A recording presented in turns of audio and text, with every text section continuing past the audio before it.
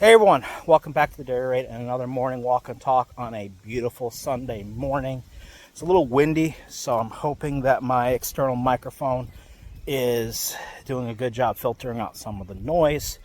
But with the wife and kids on a little mini vacation this weekend, I figure this is as good a time as any to break out the camera and do a little walking and talking.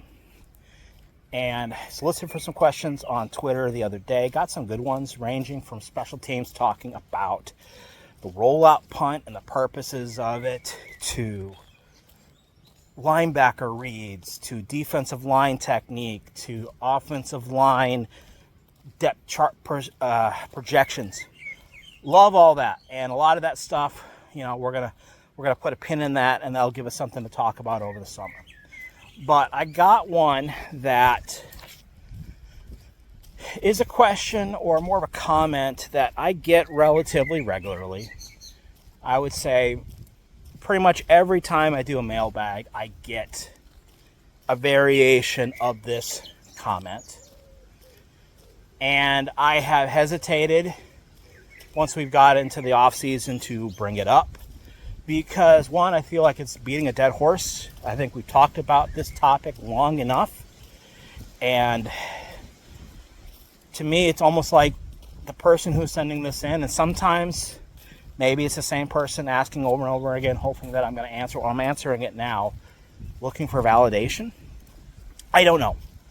But when you hear it so many times, you kind of think that way. So to the author of this question, if that was not your intent, I apologize.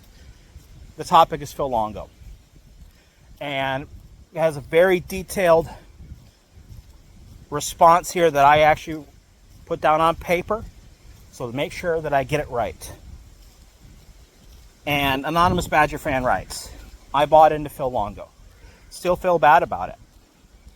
His track record suggested blending running and passing game would lead UW backs and line to feast, while outside receivers, QB, would cook in the passing game.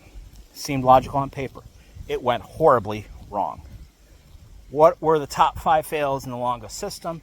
And was it one of the worst college football moves in the past decade, i.e. putting Fickle in camp of should have known better? Well, let's start with the obvious at the bottom.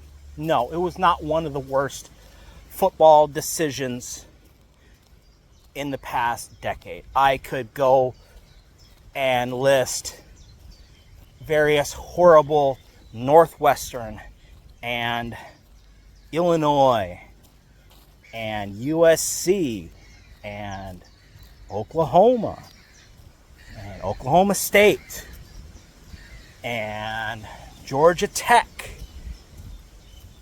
Purdue. I could list a million different offensive coordinators that are on, at worst, on par or in the same category as what's happened here. Except with what you led with at the beginning. I think Graham Harrell was a worst air raid hire in the Big Ten because his track record didn't necessarily suggest that things were going to get better with him there. Like you said, Phil Longo had a track record. He had numbers to back it up, both stats and putting players in the NFL, that his system works. So therefore, right there, you take it out of that category, it's one of the worst hires in history. Again, we really love hyperbole with Badger fans. And I think we're going a little bit far there. Now, that being said, was it the right hire for the Badgers at the time? In hindsight, no. And there are a multitude of different reasons why that was bad. And we'll get into it. You're looking for top 5 fails. I'm going to try and see if we can build this up and put a nail in the final nail in the coffin that is the Phil Longo era, so we can move on to the Jeff Grimes era, which I am as excited about as all you were for the Phil Longo a few years ago. All right, so if we want to talk about failings within the Phil Longo system itself, we can start there. One, it became obvious that the Phil Longo system is dependent on having solid QB play. Okay, so, and the reason why I say that is, yes, he's put in, Drake May and Sam Howell went to the NFL, but going back to Sam Houston, hell, even a Sam Houston quarterback had a cup of coffee in a training camp in the NFL. But he put 2 different quarterbacks at Ole Miss into pro football. Matt Carroll was drafted in 3rd round, and Jordan Ta'amu is one of the best quarterbacks in the leagues that are not the NFL. And then Sam Howell, and then Drake May, then Tanner Mordecai. I mean, it's funny that Phil Longo has put just as many Badger quarterbacks into the NFL in 2 years as Paul Chryst, the quarterback guru, did in. No, I should. Okay, I'll count Russell Wilson. Because if I count Tanner Mordecai, then I have to count Russell Wilson, right? But anyways, that's just my snarky asshole self pointing out that point. But you get my drift. That is a long way to get around and say he has had competent quarterback play every place that he's gone to. And what he got from Braden Locke in injury time the last couple years is typical Wisconsin QB play. I know everyone is trying to say that Braden Locke is the worst quarterback to ever play quarterback in the history of quarterback of all time. It is simply not true. Okay? Need I remind you that Joel Stave threw 6 touchdown passes in Big Ten play in 2015, and yet we still went 6-2 in conference. So 13-10, it could be a lot worse. But when you have an offense that is built around decision making from the QB and being on the same page of the QB, he did not get that from Braden Locke. And as the QB coach, it is his responsibility to get that out of him. And maybe it is Phil Longo's laid back kind of attitude towards coaching that, one, endears him to players, but then also can lead to problems like this, where when he really needs to push guys, he couldn't get it, and he didn't get it. And we're going to go this way. So that is a failing there, to get a quarterback within his system that would execute at the level that is required for the offense to work well. And the reason why the quarterbacks had such issues in the system is because Phil Longo's version of the air raid has a lot to do with timing and a lot to do with reading routes. There are a lot more read routes in the Phil Longo version of the air raid than there are in your Mike Leach versions. And it just did not click with what we had in the quarterback room. So there's one. QB play. Obviously, that goes right into, and I guess this could be number 2 or 1B, is our receivers were just not good at playing in the air raid. Again, when I think you have receivers who were more accustomed to be told to run to a spot, and how many steps to get there, what's the angle when you get there, et cetera, et cetera, et cetera, instead of run until you feel leverage and then you break down.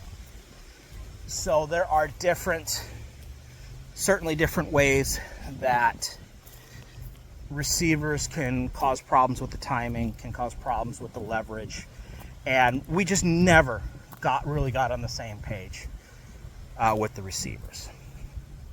So again, is that a failing of Phil Longo? It's a failing in that his system was reliant on above average play at both the quarterback and the receiver position, and when we didn't get it, the system went along with it. Okay, failing number 3. I think the hire of Jack Bicknell was a mistake, and a mistake in the sense of when you are transitioning from playing in a phone booth to playing in wide open spaces, you need a coach who can teach the position. And I don't think Jack Bicknell did a very good job teaching the position. I think he tolerated a lot of poor play. There was not much growth in terms of technique and fundamentals in his time in Wisconsin. All reports indicate he was great with the players. The players liked him. But again, that's a situation where a player coach can actually be a detriment to your system. And I think having Jack Bicknell coming in, it's important for your offensive coordinator to have position coaches that he trusted, especially when it basically seemed like every other offensive skill position coach was being picked by Fickle, that you gave him one. And you would think that an offensive line coach that he has worked with would gel, and I just don't think Jack Bicknell was quite interested in teaching. And that was a problem. They fired him. They brought in A.J. Blazik, and year 2, the offensive line play was significantly better. Significantly better. And it's going to continue into this season. I guarantee it. Where the offensive line is going to become one of the strengths of this team and not a detriment as it was in the past. Again, there's a learning curve because our players on the offensive line were asked to do things that they have been doing their entire time in Madison, etc. The same blocks, the same schemes, etc. But they were asked to do it with more space. And that they were struggling with. Whether they were out of shape, whether they just didn't fit the system, whether they didn't buy it, I don't know, don't care. But it comes down to the offensive line coach, and we did not get that with Jack Bicknell. All right, so number 4. Phil Longo's, how do I put this? Walking through a tunnel here so hopefully it doesn't get too bad. It's not so bad. Phil Longo, no, that is bad. Sorry about that. Phil Longo reminds me of a lot of coaches who come from systems. And what I mean by that, if any of you grew up playing in the wing T or the double wing or any offense like that, a system that you can go buy a book and learn everything from a coach who coached 7,000 years ago. They are married to the system. And they have almost a Coach Boone and remember the Titans type attitude. When I run 6 plays, split beers like Novocaine. Just give it time, always works.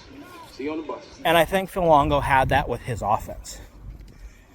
It's We just need to get better. We just need to get more comfortable with the system.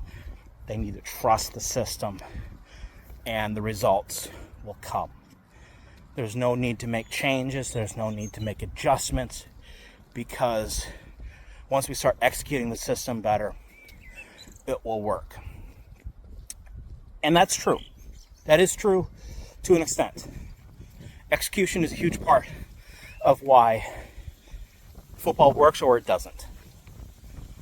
But there comes a time where you either have to dumb it down, make it simpler, cut things out, add things, because at the end of the day, it's your job to score points. And it doesn't matter how you do it, it matters that you get it done. I fall into this category all the time. I have a playbook that is quite extensive. I have been perfecting it over the past 23 years. And there's so much that I would love to do. There are plays in my playbook that have been there for a decade that have never been run outside of a skelly period in practice. Why? Because it doesn't work. And it doesn't work with the guys I got. Now, it's a part of the system. It's part of the overall offense. And once I have those players, it's going to be a great benefit. But until I get to that point, it's a waste of my time to try to do things that don't work. End up running the same 8-10 plays over and over again because they work. But Phil Longo got in a situation where he's running the same 8-10 plays, and a lot of times it didn't work. And he needed to make adjustments. You can make adjustments in the air raid. I think if he went away from more of the leverage-based routes to just getting back to the essences of the air raid and running Y cross, Y stick, shallow, more dagger, all these variations, there's tons of plays that I think would have worked with the receivers we had and the quarterbacks we had, because it was less dependent on them finding space and more dependent on going to a space, and the quarterback would make a read from there. Progression reads. And for whatever reason, Phil didn't do that. Phil just never seemed like he, one, felt that there was an issue, and two, felt that it needed his attention to fix it. That's a failing. Whether he was too arrogant, whether he was too patient, I don't know. I'd love to talk to him. And who knows, might even get a chance to here in the fall. But it didn't work. That philosophy did not work at Wisconsin. And yeah, that sucks. But it's what happened. So his stubbornness definitely hurt him.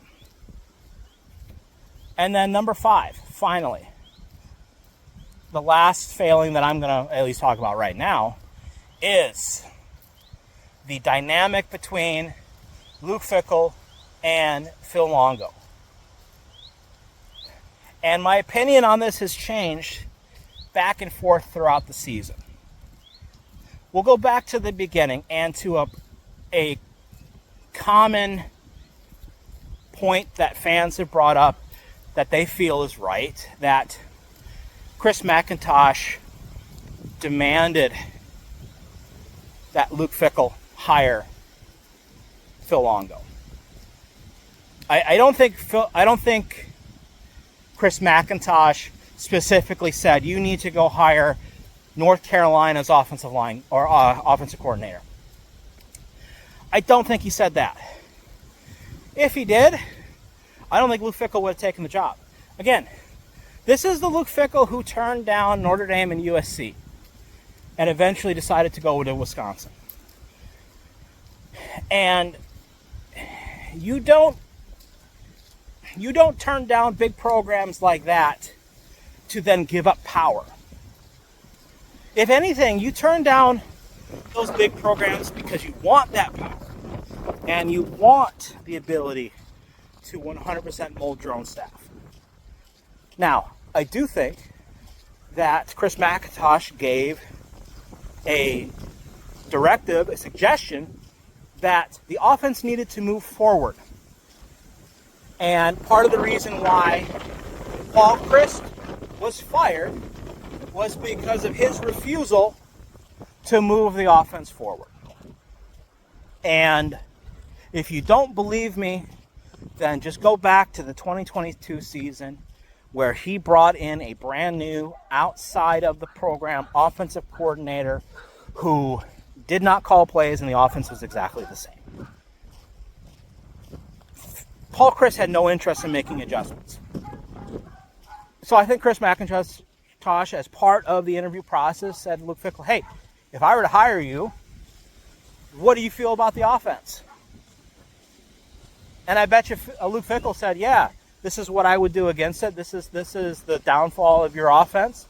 And if we want to go forward, this is what we do. I guarantee you that's what he said. And so he hired Phil Longo. Now, I have no idea what led to Phil Longo being the hire.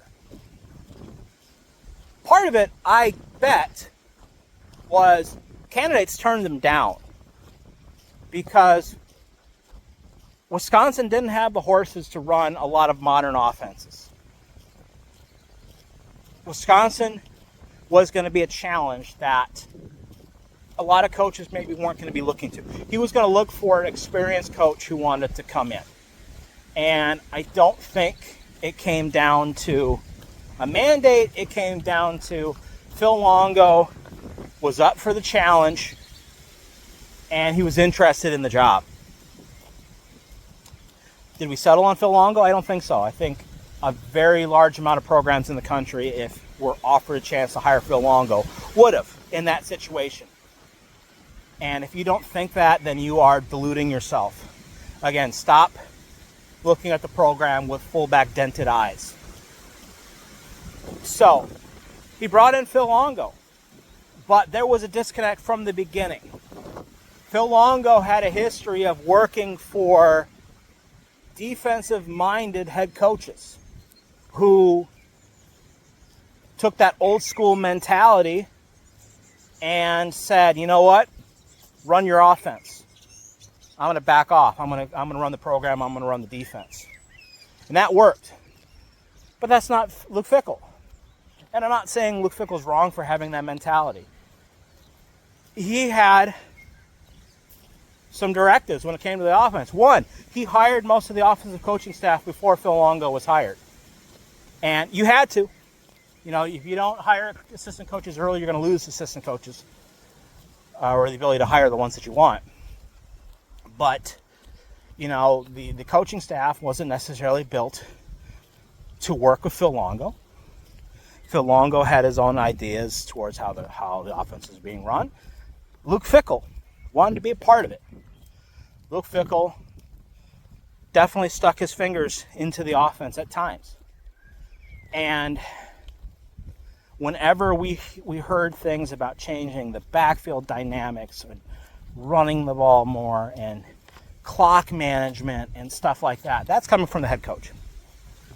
And when you hear Phil Longo then say, I'm here at the behest of Luke Fickell, that's him basically saying, I'm just doing what my boss told me to do.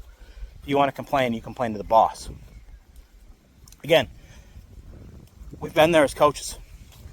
Everyone's been there. And maybe that is part of what led to Phil's apathy towards developing the system. He's like, why should I waste my time when Luke Fickell was going to demand changes or wasn't going to like it anyways? Don't know. I like Luke Fickell as a coach. I like him as a leader of a program. Phil Longo didn't fit his vision. And sometimes you don't know that until you actually hire a person you work with them. Through the vetting process, you would figure that would make itself apparent. And maybe it didn't. I don't know. But that was a big failing. The failing was the interpersonal relationship between Luke Fickell and Phil Longo. Of everything from play calling to depth chart to recruiting, everything in between. And all of this together with injuries at the quarterback position, at the running back position, offensive line. It was just everything going together, and it led to a terrible result. At the end of the day, it didn't work. Again, we've said this before.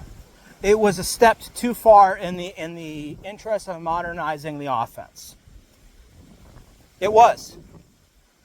Because when it became apparent that the offense was not moving fast enough in the right direction, there wasn't the course correction that was needed. Now, looking forward to Jeff Grimes and the Jeff Grimes offense. If we look back at some of these failings that Phil Longo had, have they been addressed? And are the Badgers in a better position to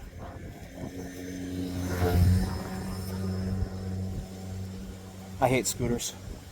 Anyways, are we in a better position to succeed now that we have the coaching staff in place that we have now? Well, let's talk about that. We're going to end on a positive note, okay? Goodbye, Phil Longo.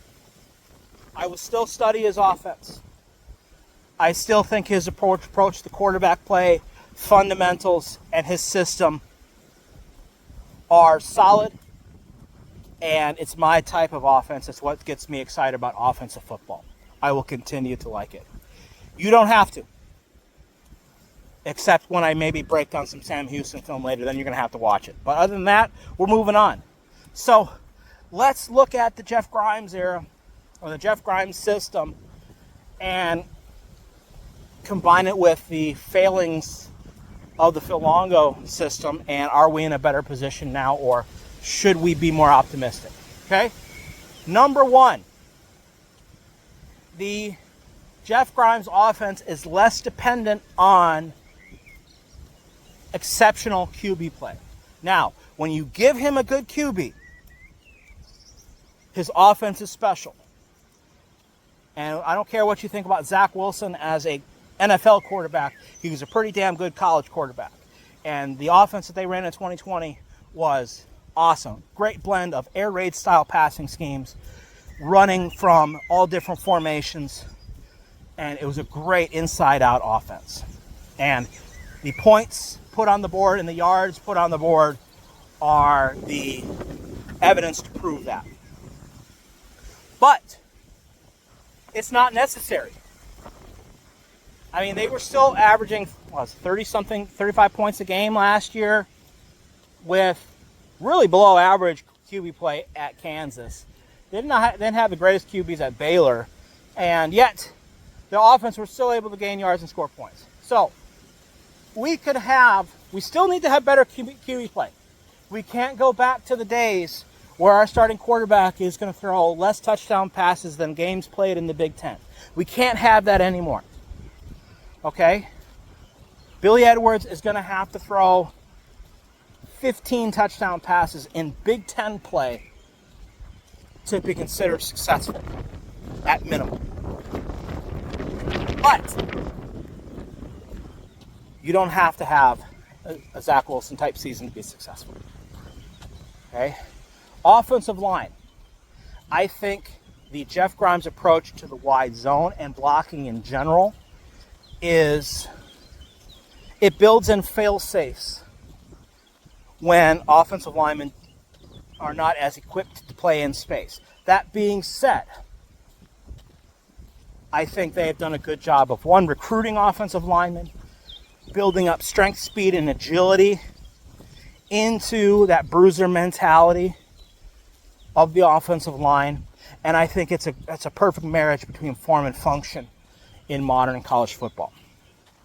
And I think our run schemes they're an improvement, and they're a step forward from the schemes which we ran last year, which were similar, if not identical, to the schemes that we ran previously with Paul Chryst. It's moving in the right direction. We're obviously in the next year of the A.J. Blazik era on the offensive line coaching. I think he's a fantastic teacher. I think when you have Jeff Grimes, whose only responsibility is to be the offensive coordinator.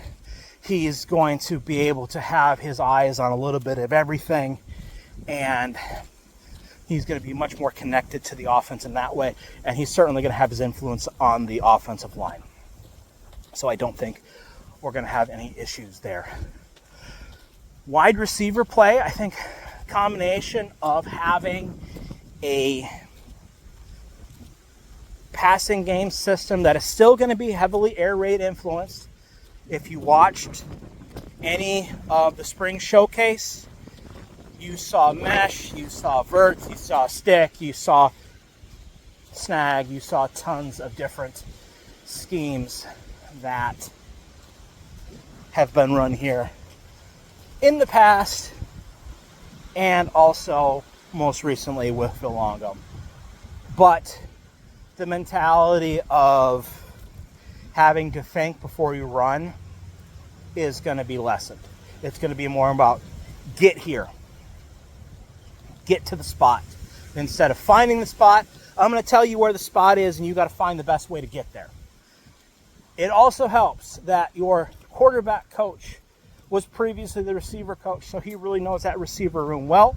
He knows the offense from both a quarterback and a receiver point of view. And we are going to have a lot less issues when it comes to timing, comes to feel, comes to just finding your way on the football field. So there should be an improvement there. In terms of adaptability, I think one of the things that has drawn me to Jeff Grimes as I've been studying his offense has been the fact that he really seems like he is a collaborative coach. There are, if you look back at going back all the way back to BYU, to Baylor, to Kansas, you saw things that carried from team to team. Obviously the wide zone, the jet sweep, the vertical passing game off of those actions have carried throughout his time. But what you also got, I'm going to go back this way, but what you also saw was you saw different iterations of the passing game. You saw a very air raid influenced passing game at BYU. Saw more pro style at Baylor. And you saw a little bit of everything mixed in with some fun motions, etc. at Kansas. He's learning as he goes. His offensive repertoire is building as he goes forward. And that is refreshing. A guy who's been coaching for as many years as he has, it still seems like he's learning. And you can see little bits and pieces in the offense that you can point to where he picked it up along the way. So I think if we hit a situation this year where something's not working, you're going to at least get a sense that he's trying to make it better. And he's going to try to find ways to improve it. So I'm not so much worried about that. And then finally, the interpersonal issues between offensive coordinator and head coach. I think Luke Fickell, and you could hear it in his talking with the media since then, I think he understands that he was part of the problem with the offense. I think his personality can rub off on people the wrong way if he's not trying hard enough. And I think he's going to learn from that mistake. I also think that Jeff Grimes, he's got the combination of, he knows what works. He knows what his non-negotiables are. I think he was very clear with his non-negotiables with Luke Fickell. And they're going to give it a go. Because one, this is a make or break year for both of them. Because Jeff Grimes' offense did not light up the world last year at Kansas. I don't think it was as bad as people thought it was. I think it came down to a lot of really bad quarterback play. But he took less money to come to Wisconsin. Luke Fickell also knows that he is running out of get out of jail free cards. the team has to make a step forward this year, especially with such a tough schedule and with the changing landscape of the Big Ten. So those steps have got to be made going forward. If not, we're going to be back here again next year talking about new head coach and his new offensive coordinator. And God knows if I have the energy to do that. All right, and I think we're going to wrap it up there. So, to put a final pin in the Phil Longo era, it was the right move at the time. You had every reason to be excited. We had every reason to believe it would work, and it didn't. And that's it. It's nothing more astonishing than that. There's no conspiracy.